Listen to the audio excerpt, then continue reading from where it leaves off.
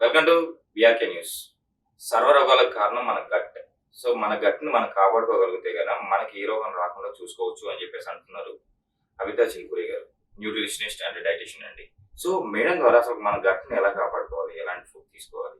మన గట్‌ని కాపాడుకుంటే ఏం చేయాలి? విషయాలు మేడం ద్వారా తెలుసు. నమస్తే. నమస్తే. మేడం గట్ సర్వరోగాలను మనకు రాకుండా మనం ఆరోగ్యవంతులుగా ఉండాలంటే గట్‌ని అయితే కాపాడుకోవాలి. సో ఈ గట్‌ను కాపాడుకోలేక చాలా మంది రకరకాల ఫుడ్స్ తీసుకుంటూ గట్‌ను పాడు చేసుకొని అన్ని రకాల వ్యాధుల బారిన పడతా ఉన్నారు. బట్ మన ప్రేక్షకులకి ఈ రోజు మీరు చెప్పబోయే విషయాలు రెగ్యులర్ గా పాటిస్తూ ఆరోగ్యవంతులుగా ఉంటారని చెప్పేసి ఆశిస్తున్నాను మేడం. గట్‌ని కాపాడుకోవాలంటే ఏం చేయాలి ఫస్ట్?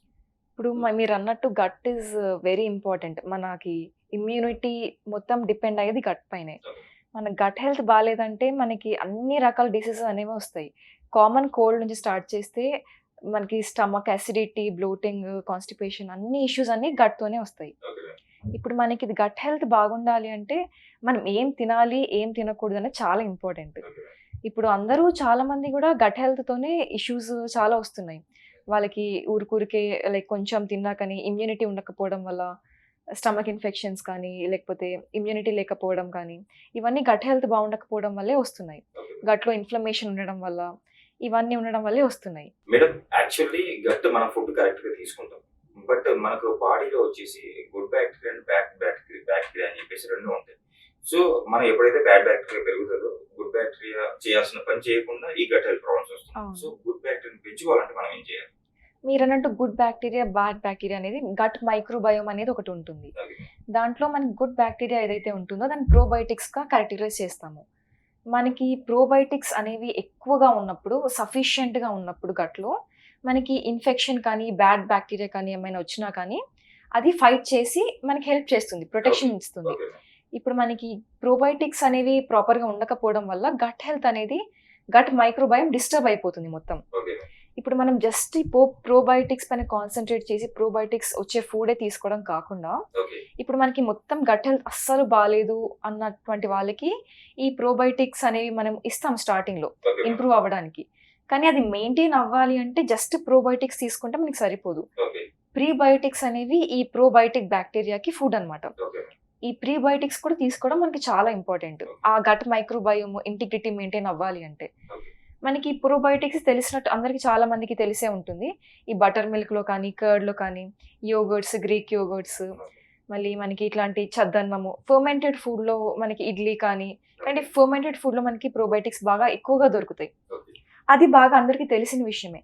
కానీ ప్రీబయోటిక్స్ అనేవి కూడా మనకి చాలా ఇంపార్టెంట్. ఓకే.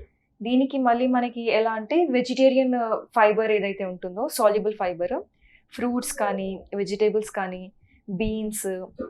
నట్స్ ఇలాంటి వాటిలో మనకి ప్రీబయోటిక్స్ అనేవి ఎక్కువగా ఉంటాయి. Okay. Soluble fibre. ఈ హోల్ గ్రెయిన్స్ ఇలాంటివన్నీ తీసుకోవడం వల్ల ప్రీబయోటిక్ కూడా మనకు వస్తుంది. ఓకే. దాంతో పాటు మనకి అది మనం ఇంక్లూడ్ చేసుకోవడం వల్ల మనకి ప్రోబయోటిక్ హెల్త్ కూడా ఇంప్రూవ్ అవ్వడం వల్ల గట్ మైక్రోబయోమ్ డిస్టర్బ్ అవ్వకుండా ఉంటుంది. ఓకే. ఇది మనం మెయింటైన్ చేసుకుంటే మనకి గట్ హెల్త్ ఇష్యూస్ రాకుండా ఉంటాయి. మేడం కొంతమంది ఏం చేస్తారంటే బయట జంక్ ఫుడ్స్ ఇలాంటివన్నీ తీసుకుంటా ఉంటారు. ఈ గట్‌ని సరిగ్గా కాపాడుకోలేరు. సో తర్వాత ఫ్యూచర్ లో వచ్చేసి ఎన్ని రోజులకు అంటే కొంతమంది కొలన్ క్యాన్సర్లు కూడా వస్తాయి. అవును. సో ఈ క్యాన్సర్ బారిన పడేదానికి ఎంత టైం పట్టొచ్చు? వాళ్ళు ఇలాగే రెగ్యులర్ గా ఇలాంటి హ్యాబిట్స్ లైఫ్ స్టైల్ మార్చుకోకుండా ఉంటాయి. ఇప్పుడు మీరన్నట్టు బయట ఫుడ్ అవి ఎక్కువ తింటే ఆర్టిఫిషియల్ ప్రిజర్వేటివ్స్ కావచ్చు, ఆర్టిఫిషియల్ కలర్స్ కావచ్చు, అవన్నీ బయట ఫుడ్‌లో ఎక్కువగా వేస్తారు. ఈవెన్ డీప్ ఫ్రైడ్ ఆయిల్ కూడా వాళ్ళు రీయూజ్డ్ ఆయిల్స్ అవన్నీ వాడుతూ ఉంటారు కాబట్టి, ఓకే. వీళ్ళు ఇవి ఎక్కువ తింటూ ఉంటే లైక్ ఓవర్ ఏ పీరియడ్ వాళ్ళకి ఇన్‌ఫ్లమేషన్ అనేది ఎక్కువైపోతుంది ఓకే. గట్‌లో. మీరన్నట్టు కొలాన్ క్యాన్సర్స్ ఇవన్నీ ఇన్‌ఫ్లమేషన్ అవ్వడం వల్ల వస్తుంది. గట్ ఇన్‌ఫ్లమేషన్ అవుతే మనకి కొలాన్ కానీ, ఈ పార్ట్స్ ఏమైనా ఇన్‌ఫ్లమేషన్ అవుతే మనకి క్యాన్సర్ వస్తుంది. ఓకే. ఎక్కువ ఓవర్ ఏ పీరియడ్ అయిపోతే. ఓకే. అది మనకి రాకుండా ఉండాలి అంటే యాంటీ ఇన్‌ఫ్లమేటరీ ఫుడ్ కూడా మనం తీసుకోవాలి. ఓకే. యాంటీ ఇన్‌ఫ్లమేటరీ ఫుడ్ అంటే మనకి మళ్ళీ వెల్లుల్లి కానీ, అల్లం కానీ, ఓకే. ఇలాంటివి ఇవన్నీ మన నిమ్మకాయ ఇంట్లో దొరికేటివి కదా మేడం. ఈజీగా అవును.